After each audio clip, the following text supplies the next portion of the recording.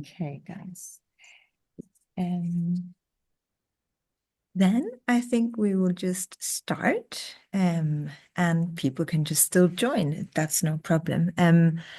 So on behalf of Gender Island Futures Research Group, we would like to welcome you to this Caring for the Future webinar with where we have the honor of having Marcin Smietana with us as our guest, and I will introduce Marcin in a short while.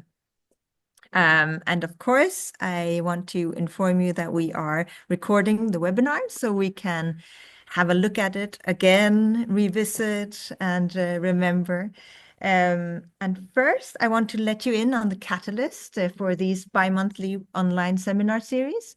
So it is gives the short for Gender Island Futures intention to produce knowledge, but also to collaborate closely with local people, participants in our research, local stakeholders, and international fellow academics. We find it important and enriching to bring early empirical knowledge, thoughts, and wonderings into the life of into life with other scholars that think in the same lines, or even perhaps challenge these lines. And in other words, we wish to create a research network or an academic kin, as Nana Schneiderman posed it, if you will. While GIF is especially interested in motherhood and change through intergenerational relations, everyday life, and imaginations, there are some overall themes that many of us share, even though it is not specifically motherhood and generations. We wish to endorse a space where we can discuss overall shared themes of caring for the future from various focal points, and hope that you will embark on this journey with us. The next Caring for the Future webinar is in the new year, on the 27th of February, 2025. And we will share a calendar on the spring semester early in January. And so we have many inspiring guests, as we have had this semester as well.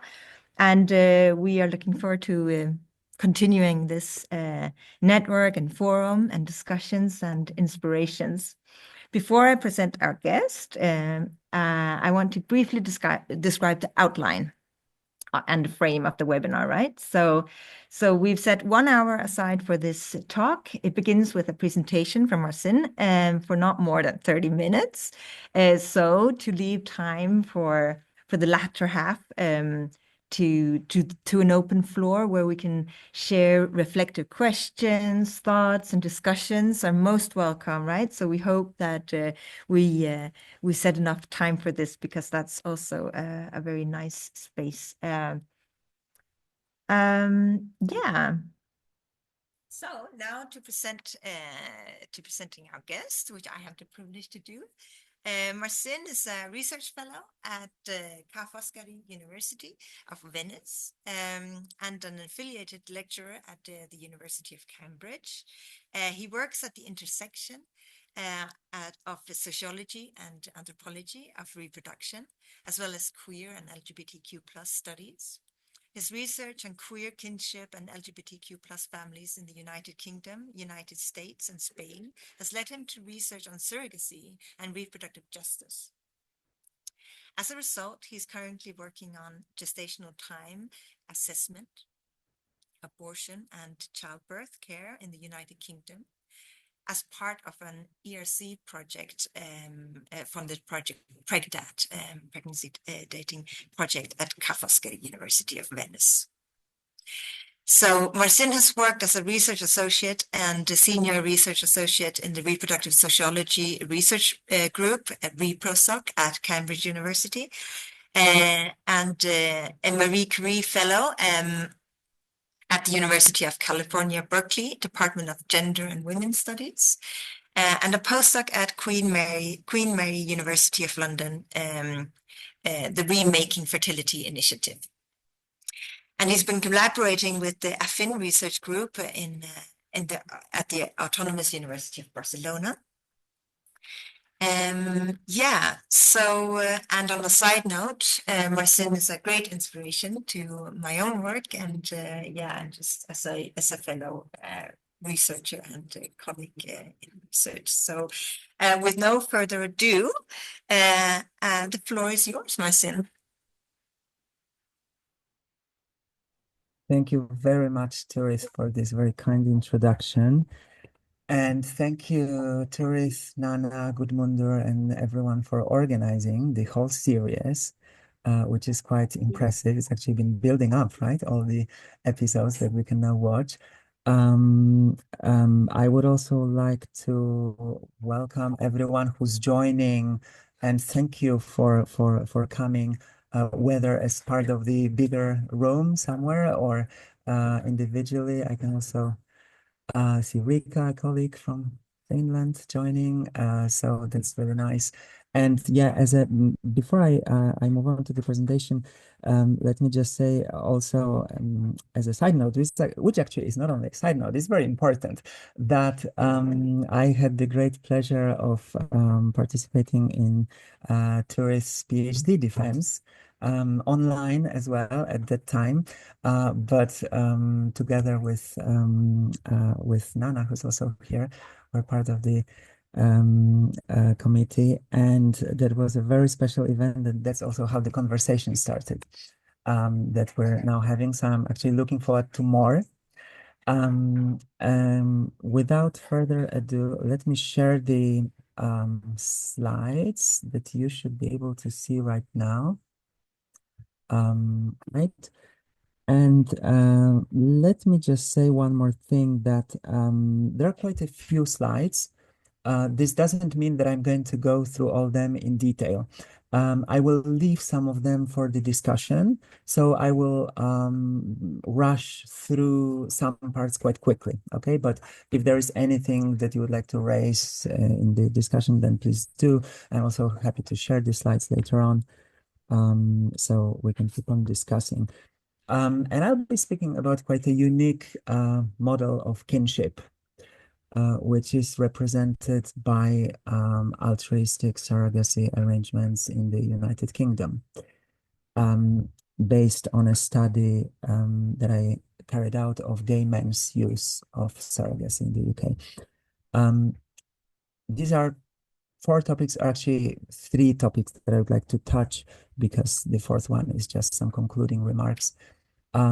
So a few words of introduction, a few words about kinships, and a few words about fertility and social class. The first part is a few thoughts that I wanted to share on the topic of island futures, right? And actually, this term that you've been using in your project has been an inspiration to me in starting to think about the UK as an island, which it is indeed, right? However, I've never conceptualized it in this way. This is only a start, so I'm not theorizing the UK as an island here, but I'm rather treating it as an inspiration or a metaphor for thinking about two elements. So one element is quite a unique socio-legal environment for new kinships, new family models, and biomedical innovation in the UK. And this is really unique if you look at the data, for example, on the topic of LGBTQ families that I'm referring to today. Just to give you an example, that surrogacy is not legal in the majority of Europe in any form. There are some limited cases, and adoption for same-sex couples is legal only in a half of the European Union states, right? So all this is available in the UK alongside thriving biomedical innovation, of which the example is the recent discussion of how many days after the creation of the embryos can they be used for research, right?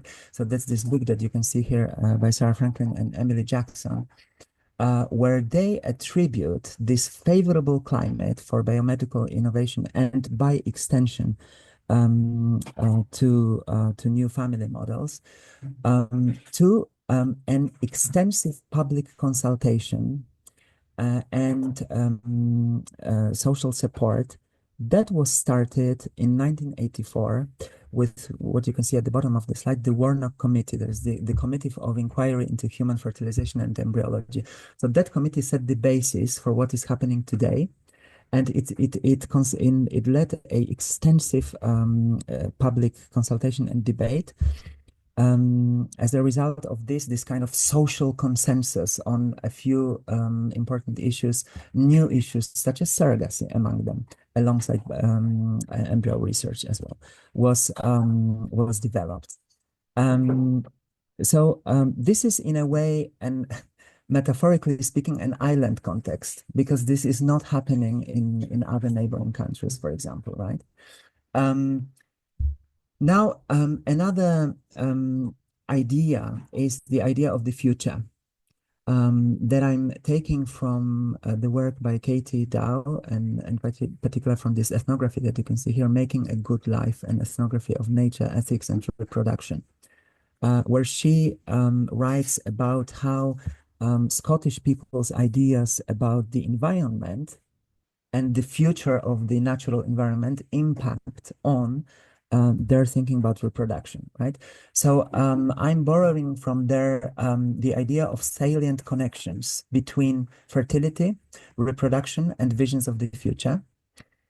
And I'm taking this to the work on reproductive imagination, right? Because visions of the future is also something related to imagination.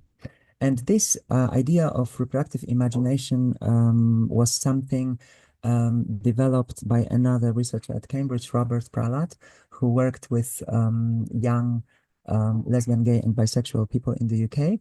And he identified, he saw that visions of family life and family continuity were quite present in their thinking about the future, right? So they were not something that they didn't consider or they didn't want to. Yeah?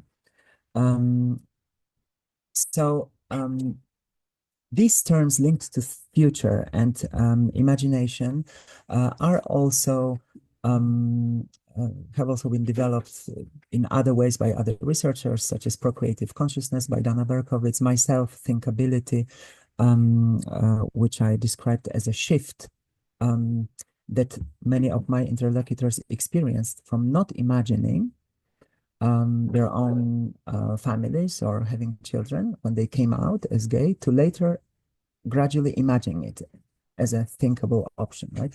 So that's this shift to thinkability. And we can, of course, see it in political events where LGBTQ family rights have become a side of activism today. We can see it in changing social attitudes and awareness. Kirsty Horsey, a professor of the University of Kent, attributes the fourfold increase in the use of surrogacy in the UK over the last decade to changing social attitudes and awareness. And these are some data that Kirsty Horsey used, showing that same-sex couples, that's the graph on the right, the red box, have been growing. The percentage of same-sex couples in surrogacy has been growing every year in the UK.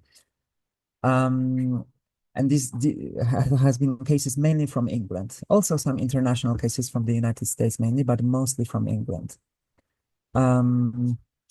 Okay, and just to finish this introduction, this is still all new, right? Gay marriage has been legal in the UK for only a decade. Altruistic surrogacy has been available to same-sex couples only since 2010 and to single people since 2019.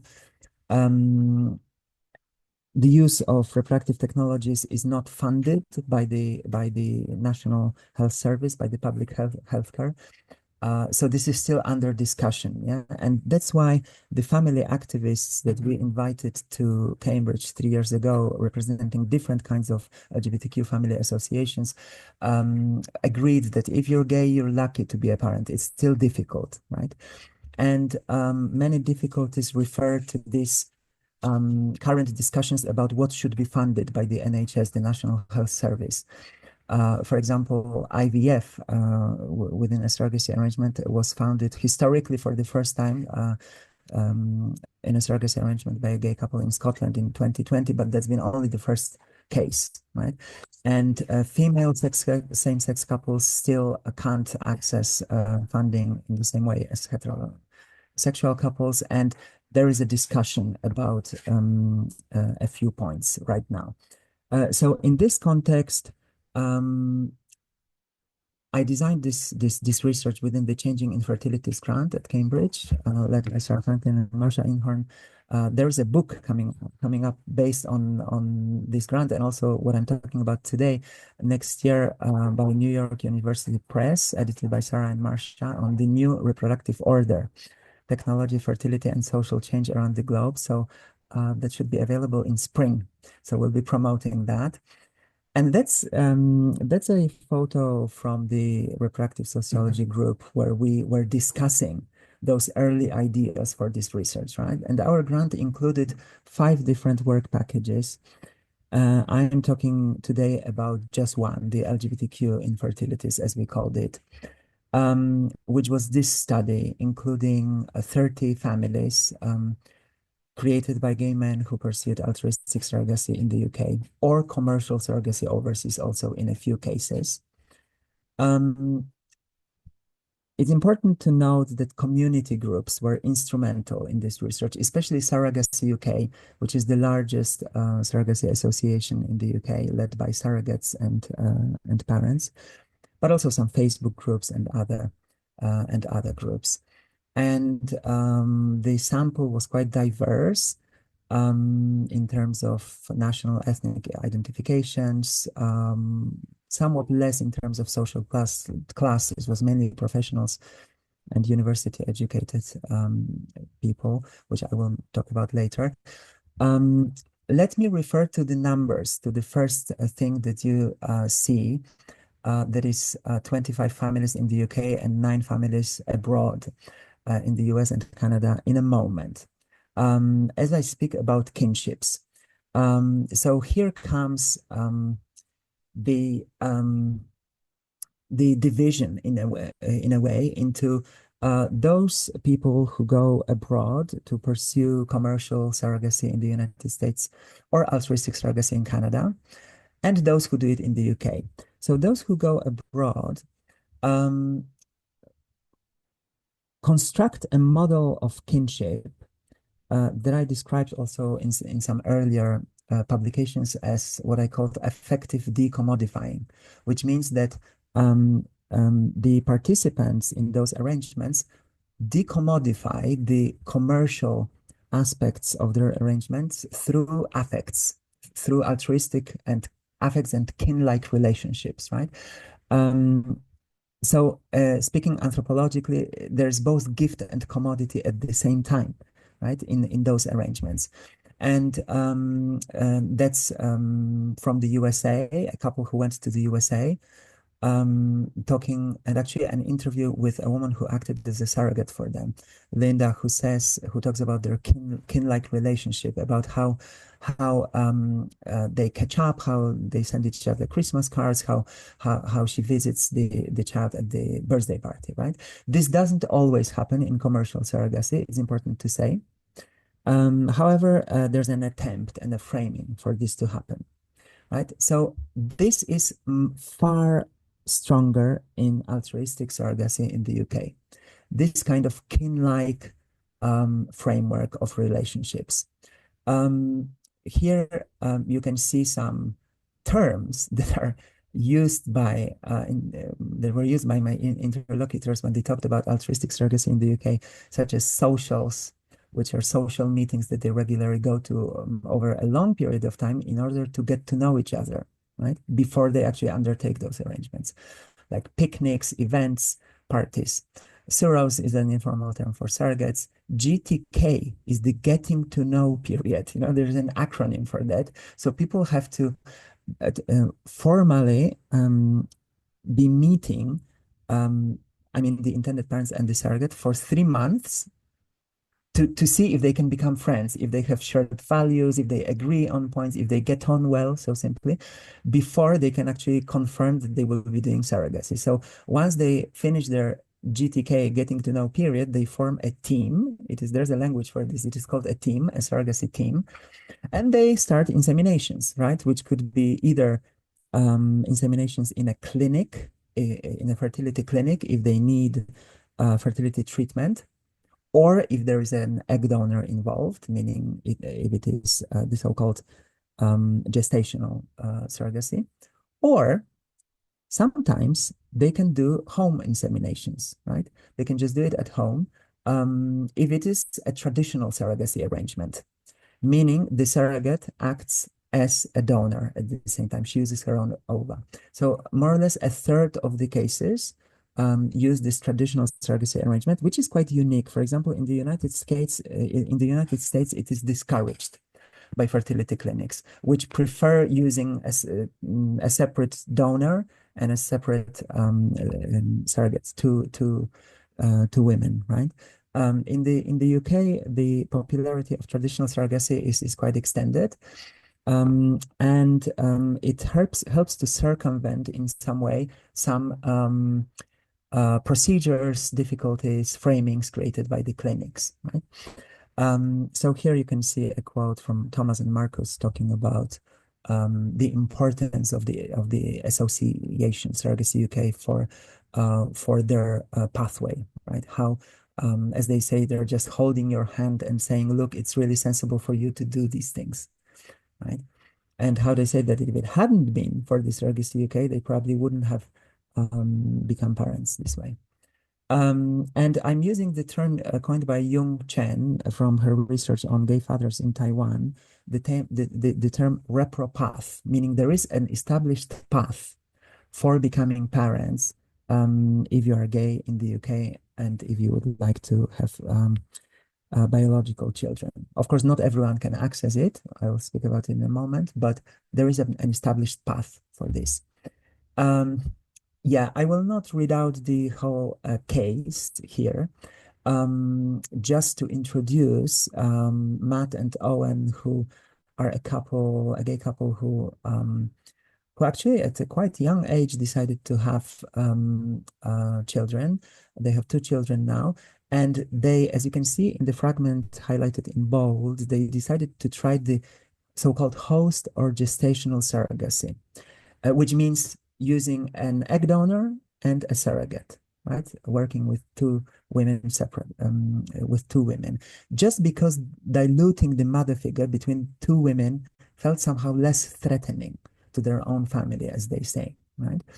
However,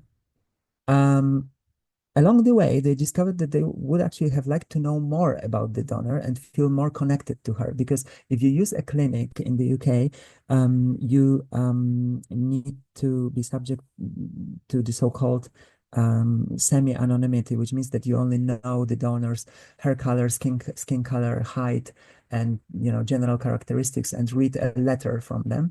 But any identifying information can actually be revealed to the child only when the child turns 18, right? So they discovered that they wanted to know the donor better.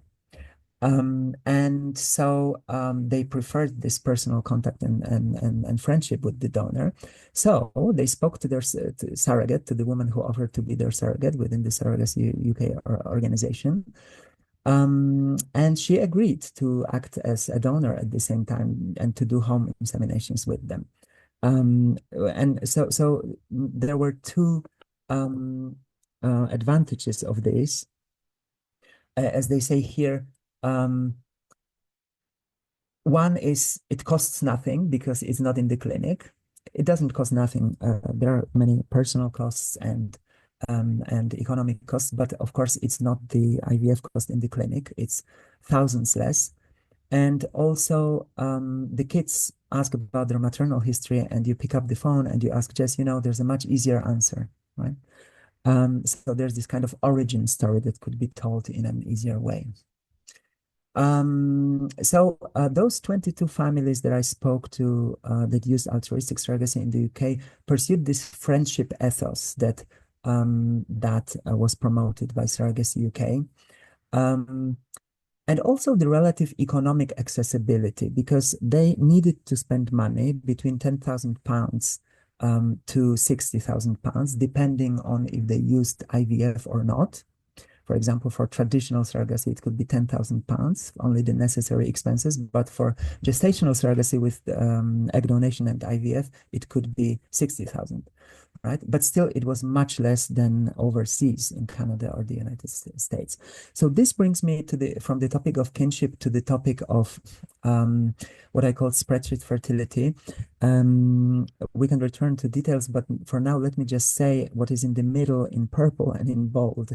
Spreadsheet fertility is a shift towards deliberate, proactive, and calculated approaches to achieving desired fertility goals that increasingly characterizes many heterosexual couples and singles as well. And I identified this because the um, interlocutors in my research used spreadsheets, right, to calculate their expenses. And this made me think about how deliberate, how much planning and deliberation that process involves for them, right? So that's the case of Harvey and Oliver, whose spreadsheet included £13,000 of the so-called necessary surrogacy expenses. Which means that they did traditional surrogacy. They didn't use the healthcare system, which means they didn't have to pay for egg donation or IVF. So they were lucky in this respect. And this is the spreadsheet, right? With the total expenses, which were the so-called necessary expenses like maternity clothes, compensation for lost earnings for the surrogate, um, um, money to be able to buy a takeaway pizza at the end of the pregnancy because she was too tired to cook for her kids, etc. So all this needs to be itemized and submitted to social workers at the end for approval. Um, and um, and this is the so-called necessary expenses, right? However, there were also many non-monetized calculations. For example, physical resemblance, right, that the parents wanted to have to their children, which was racialized in a way, because they wanted their children to look as much like them, like the intended fathers, in order for the children not to be stigmatized, not to face extra questions, and to have this feeling of belonging, as they said, which I will mention once again in a moment. This brought me to theorizing that fertility is something not given, but rather achieved, right? It requires all this work of calculation in order to make it happen. As one of the interviewees said, it needs to be managed, pushed, driven to be realized. Another spreadsheet by Harvey and Oliver in their second arrangement, where they needed to use IVF in a fertility clinic. So look, this doubled the expenses because alongside £12,000 of surrogacy expenses, there were almost 14,000 of IVF expenses, which brought it together to over £25,000, right? So all this planning and calculation was part of that endeavor. Interestingly, none of the interviewed families had an annual average household income that would be below the UK average, right? So some of them were close, but many of them were much higher. And at the same time, none of them received any IVF funding from the UK public healthcare system, the NHS, which is the subject of current debates. Because this leads me to observe that that spreadsheet fertility reveals impact of social class on fertility, right? And this is due to the medical definition of infertility used by the healthcare system, which means that people have a right to fertility treatment funded by the state only after trying to get pregnant through regular unprotected sex for 2 years. Right. This, of course, it excludes LGBTQ people from this definition. So that's why current debates. Just another example of a spreadsheet of Alex and Mateo, who are an HIV positive couple, and the use of fertility donation and fertility clinics for HIV positive people was prohibited in the UK until recently, until 2024. So now they could do it, but before a few years ago, they went to Canada, right? Because there are expert techniques that allow them to become parents without the risk of transmission or the virus transmission to the surrogate or the child. And again, a very high amount of £100,000 with quite a high annual household income that allowed them to do it, and a lot of work involved in doing this.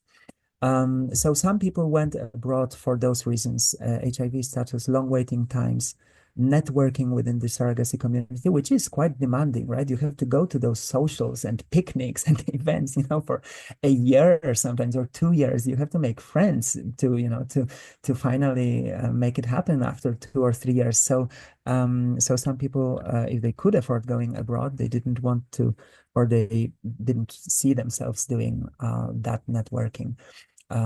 Kin-like networking within the surrogacy community. And some of them also wanted a parental birth order granted at birth, which is not possible in the UK. It's granted only after the child's birth. Okay, final, I think that's the last spreadsheet. Another couple who were able to afford surrogacy in the United States because they were homeowners. So they could take a mortgage loan, right? And they made it happen. This brings me to reflect once again on this managerial mindset required for undertaking those arrangements. And on yet another that's the last aspect that I want to talk about, aspect that is race alongside class. I've discussed social class now. A few words about race. Racial matching between the intended fathers, especially the non-genetic father, and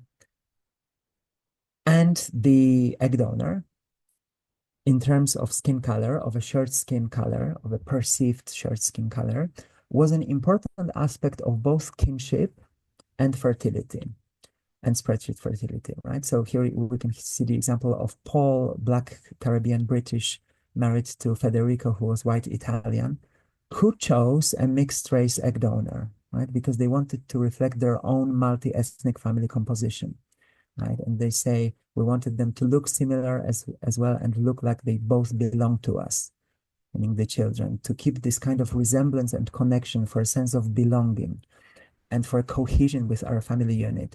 So that's how they perceived it. And I identified three reasons for racial matching. One of them was this: to look like what could be a natural family, but also not to be questioned as a family, right? So this kind of preconception calculation or preconception stigma management. We don't want to be questioned. So these were the two main reasons. And I developed this work more with Franz Wyndon-Twine. There are some quotes where people say, we want them to look like us. We want the least amount of questions that ask to validate our own family's existence. I'll not go into quotes right now for the sake of time. This article, Queer Decisions, Racial Matching About Gay Male Intended Parents, is something where I wrote about it with Wyndon-Twine, with whom we collaborated on this project. And let me just conclude briefly that, first of all, kinships created through surrogacy is especially through altruistic surrogacy in the UK, and even more through traditional surrogacy, right, that I have described, are new kinships that include non-traditional figures, right? Sometimes there's difficult to find a name. Some of my interviewees would say, look, so we call the surrogate by her name, so simply. Linda, because we don't have like the term, some people use the term surrogate, but these are new non-traditional figures, because both the surrogate and her family, her husband, her children, if she has them, become a kind of an extended family for the intended parents and the child, right?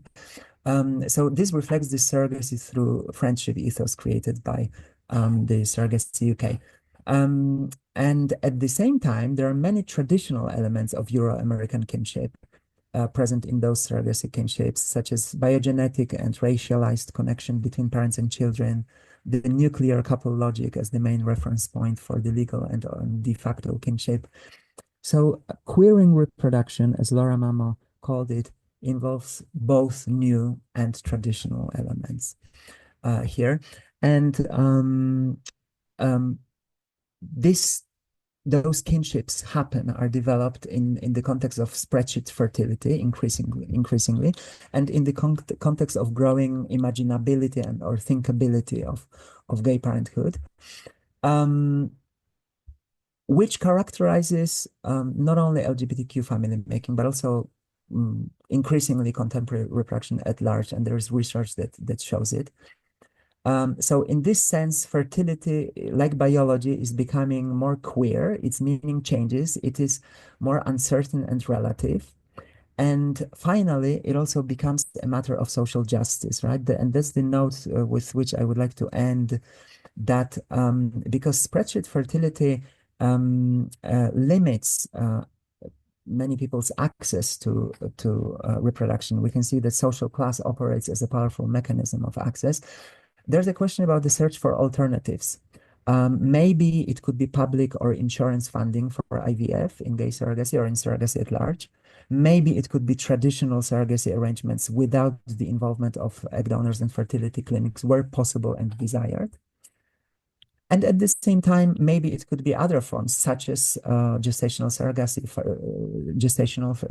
in a clinic, fair enough.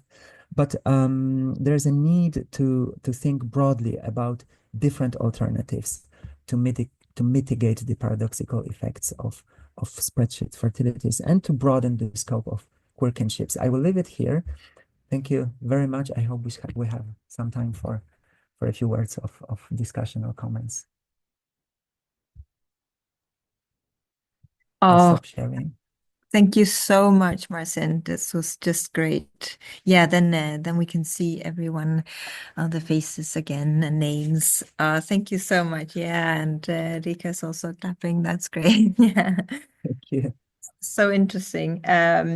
So I want to open up the floor for all of you, and also the room I'm in, if anyone wants.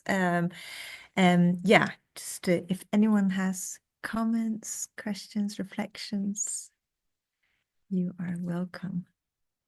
And I will Also, any related comments from the context where you've been working, if we can see any interesting conversations or overlaps, developments. Yes, exactly.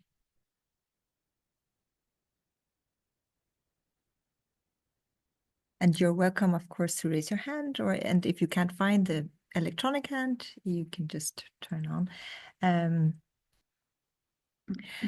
Because I can also just take the opportunity to we will probably have more reflections, but so I'm quite frankly, my head is just like exploding right now, because yes, you're like in my position, I'm also in the midst of exactly looking at the ethnographic material that I have from another context, but also island context, exactly, just a bit more up north than England, right? So the Faroe Islands, right? And just one, like, I have so many things that I'm thinking about.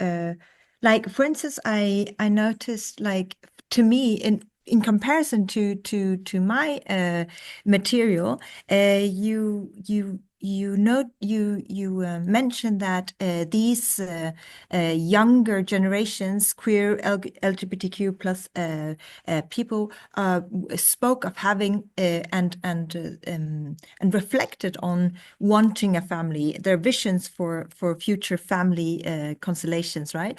And that was interesting to me to hear because that was very different from the Faroese context, where exactly there was this, many spoke of this, like how, like I haven't even begun thinking about making a family because I've never seen like my reference to family, a queer family, or doing family otherwise than the two-parent heterosexual and cisgendered three, four children, house, and everything, so forth. Was has been to unfortunately I haven't read that article, but was not thinkable, and to refer to your own article, because I haven't seen it, so it's non-referenceable. So I don't know, like, can you like, do you have any thought that to me was so interesting? One of the many things that were interesting, of course. I don't know if you have like. Yeah, thank you very much. And your commentary comes is much to the point because I have been thinking recently also preparing some upcoming work that I will want to do, um, some comparative work precisely between different contexts. I do think that context matters in this respect. So as you said, right, if something is not referenceable in some way, it is not thinkable, right? Or it is less thinkable, so simply, right? So as those models circulate more and more, both in legislation and in the kind of social debate in the UK, they become more recognizable, and people just incorporate them into the possible horizon of their life options and or their visions of the future, as Katie Dow wrote. So Robert Pratt did this interesting distinction that the young people, young LGBT people that he interviewed, incorporate those options. They say like, oh yeah, maybe, yeah, possibly. However, when he asked them about how would you become parents? Would you like co-parent with a friend, or would you maybe pursue surrogacy or IVF or adoption? That was a problem for many people. So that was how what they didn't really know, right? Or where they had issues with. So there is still a discussion, despite the existence of this repro path, to use Jung Chen's term once again, this established path to parenthood that exists now. It is still not as obvious in practical terms, right?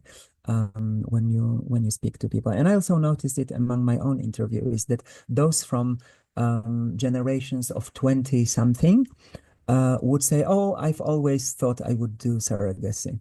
No, it was somewhere there in the public awareness and in their awareness. And those in their 40s would say, "Oh, when I came out, I thought I would never have children, so I had to go through this process of mourning and thinking about it once again gradually that it would maybe be possible." Right. So there's also a generational difference. I do think, of course, this is qualitative data, but I think it does show those logics of thinking. And it's so interesting that you say that in the Faroes, you say you quoted some research on queer people, right? Specifically, right, where they didn't really imagine how if or how they would have families. And I think that happens in some contexts where whether for cultural or social reasons or legal, queer families are not as present in public awareness. For example, in Italy, I'm sure, I mean, I think I would hypothesize that it's similar in this respect to the Faroes and different than the UK, right? For those reasons. Yeah. So yeah. And I think like you touched upon that as well, like just right now, right? This this, when you reference to Pralad's research, when then you ask like into how, like exactly, right? That made me think of like some of the, so I'm referencing to empirical material, not text Yeah, just yet yeah, from anyone's, because it's so new. But yeah, so that made me also reflect on some of these, exactly these. So I don't know how to call it now. I'm just diving into a new, like just diving into it to say, to use the concept. But these, when I spoke to some informants as well, there was this, like, some of them also spoke of, like, altering your dreams. So when going into details, for instance, this way of like, okay, so not only can I reference to how I do family, but I can also, when I look into how I am going to get to become this parent, there's all these, like, referencing to your concept of spreadsheet here, like there's it's the economic cost, and like then even if I pay so and so and do so and so and travel, because you have to travel in this case at least, then then I will rather um maybe that also makes me reflect on, like, is this what I'm supposed to do? Like, because then, for yeah, instance, some of them take take the moral trajectory of like, to reference to Dow's text, like of the climate, for instance, of the yeah, environment. So maybe, okay, maybe I can do family in other ways of not having children, perhaps, right? So these many, yeah, like you say, the spreadsheet yeah. is also before actually calculations, not monetized. Yeah, so it's just, oh, fantastic. There's now there are many more hands, so I will keep quiet. Thank um you so much. And can I just say briefly, Truth, I will ask you for the reference later to that research that you mentioned. And also, if people would like for those last few minutes to switch on their cameras, please do feel free to do so. We can see each other, but of course, no pressure if you prefer to stay invisible for some, or if you have to. Yeah. Hi, Rika. I can see you. yeah. Yeah, so Rika, maybe you could start. I think I saw your hand first. Thank you, and thank you for your wonderful talk. Always lovely to hear about your fantastic work, Marcin, and lovely to see you after such a long time, and lovely to find out about this exciting webinar series. So my question is that, like, you beautifully present how like matching or donor choice, it really does depend on the context, doesn't it? Uh, uh, is this is it's a kind of like a kinship device of belonging to families. But how about sort of a device for national kinship belonging? Sort of like, have you considered sort of I suppose the biopolitics of matching or donor choice? Because like what I've noticed in the Finnish context is that like there's a logic of matching, because in Finland the medics match you, so it's different. But there's about the intended parents can present wishes surely, but there's a logic of protecting whiteness, but not brownness and blackness, and this logic extends to queer couples, not so much to single women. But only women couples as surrogacy is forbidden in Finland. But I was yeah. Anyways, any thoughts on sort of, because yeah, you have these like two contexts, and have you thought about sort of national belonging? I suppose is my Yeah, question. thank you so much. Thank you so much, Rika. It's really nice to see you, and thank you for this comment, which comes from your research, right? And also the research that you've done with first yourself on egg donation in Finland, and then with Mwen Zablel, fantastic work as well on race in Finland. That also was part of my inspirations for writing about racial matching. Yes, so I didn't really look much at the national aspect. I looked more at the family. However, I can say something. among those 30 families that I interviewed in the UK, and I'm looking at the slide now once again, there were 7 multi-ethnic couples or interracial couples, right? 7. And all of them chose the egg donor that would be somehow share some racialized characteristics with the non-genetic father, right? Even if the non-genetic father was not white, right? So they were a minority, but they in a way in a white society, because there's 90% white society still, even though if you go to London, it doesn't look that way. But in many small communities, especially, it is predominantly white, in some rural areas as well, depending on the place. And even so, the couples that I spoke to, there were couples in those cases, didn't kind of align with this national majority or ideal at the same time. They chose their own minority racial matching that they preferred, right? As a family unit. And there was one family among them who didn't. There was a Latino father, and he didn't want to be the genetic father because he said that he didn't want his child to inherit racism, right? He said, and so he preferred that his husband, who was white British, be the genetic father for both of their children, right? And when I reflected upon it, I realized that they lived in a rural community in northeast England, right? It was not London, and he was very visible, right, as a Latino father. So that might depend on that micro context, community context as well, right? But yeah, they were quite most were quite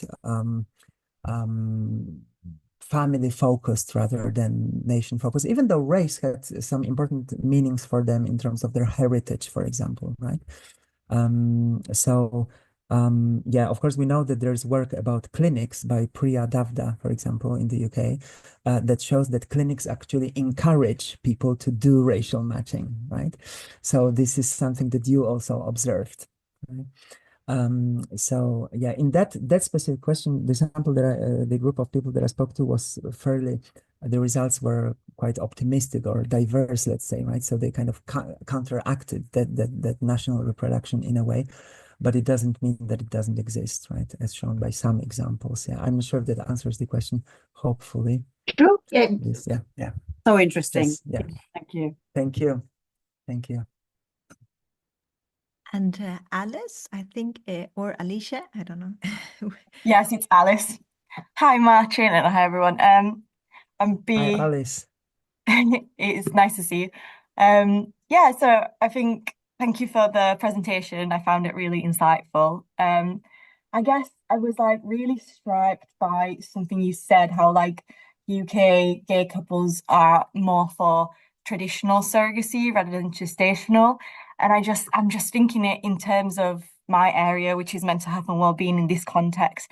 I kept wondering like what could that mean, and what is the connection with mental health and well-being? And I'm just thinking maybe that's all in terms of like strategies that gay men and within this context use. And we've spoken about like strategic rationalizations, and they've got like a fertility spreadsheet. So it feels like there's a lot of strategies here. And I was wondering, maybe this is also another strategy, because whilst obviously having an egg donor that is also the surrogate can create like a obviously a threat to your status as a parent, because there's that biological connection that kind of threatens you, but then you want it anyway and you prefer it. And that is perhaps because you belong that like strong bond in your family, and you want to that maybe affords a stronger bond within the family unit and with the surrogate. And the relationship with the surrogate is so complicated, but it's also something that could be really beautiful. And it does provide support and emotional support specifically for the parents. So that's interesting how that works. And also, I just thought, in terms of like money and resources, maybe like looking for an egg donor might be more like that is not the surrogate, might be more expensive, might take more time. So yeah, that could be also be a strategy to like support themselves and take some shortcuts in the process. Yeah. Yeah, for sure. Thank you so much, Alice, and for joining and for the comment. Yeah, just to clarify, it's a third of the cases. I also checked the statistics of Surrogacy UK as the organization. So more or less a third, 1/3 of the cases are cases of traditional surrogacy, and 2/3 is gestational. So still, the majority is the situation where there are two women, the donor and the surrogate. However, there's this significant 1/3 of traditional surrogacy cases. And yeah, it is, of course, it is all that you're saying at the same time. Yeah, it is both a strategy, both an economic strategy and also a kinship strategy, right? But a strategy, I would add, that is happening in an established context. So they all know that they are supported by the organization Surrogacy UK and by the framework that is in their favor. So I think they feel fairly secure in pursuing those traditional surrogacy arrangements. Yeah, Thank but you. I would totally agree. Yeah, it's both kinship and strategy. Yeah. That's very interesting. Thank you. Thank you. Anyone else? Thank you both, to all of you and so far. Are there any more real life and physical? There's a real life hand. Nana? Yeah, just our time together is coming to a close. I just want to add in and say, Marcin, it's so wonderful to see you again and to actually get to hear you present some more of your work. And I'm like Turi, also kind of mind blown. And and I want to just kind of highlight something that your presentation really speaks to me, which is, and you know, anthropologists and sociologists have kind of examined the stratification of reproductive labor for some decades now. And I think what you're presenting here today really highlights aspects of reproductive labor that maybe we have not looked at, seen so much, but which is the parts of upholding and creating imaginaries for reproduction and kinship. And there I think your term, or the term of spreadsheet fertility, is totally cool and definitely works as a sort of queering fertility and queering kinship device for so many of us, not only couples who identify as gay or people who identify as queer, but also all the rest of us who go through these queer processes of things that should feel natural becoming really difficult. And then, as Turi says, questioning yourself, well, if it's difficult, should I really do it? If it's not coming natural, is it really wrong? So I really love this term, spreadsheet fertility, adding on to these other ways, this blooming sort of conceptualizations of different ways that fertility and kinship is changing. So I wanted to thank you for that, but also really highlight how that's sort of part of the imaginary of reproduction, and that labor that sometimes understandably, when you think about all the bodily things that we also study, but the imaginaries that also are important to look at. So I just wanted to thank you so much for this contribution. It has really made me think anew. Thank you so much, Nana, for this comment and for the seminar. Yeah, and just to say, I'm also grateful that you highlight the aspect of how those concepts or processes might be referring to many cases today, not only to queer identified people, right? And colleagues such as Zeynep Gertin and Charlotte Ferklos in London, for instance, showed how what they called intensive parenting culture is now affecting family making decisions of increasingly growing numbers of people, right? And there's a major overlap with spreadsheet fertility thinking about it. So yeah, thank you for this comment.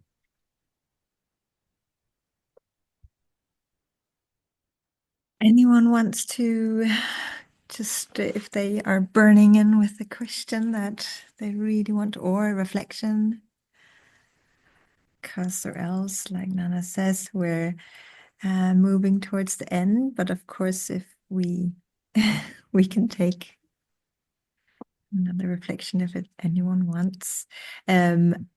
I will, hopefully and fortunately, we all and other people as well, will somehow one way or another rejoin in the different seminars and webinars that are out there, and networks and stuff. And at least we will come back as well. So we can.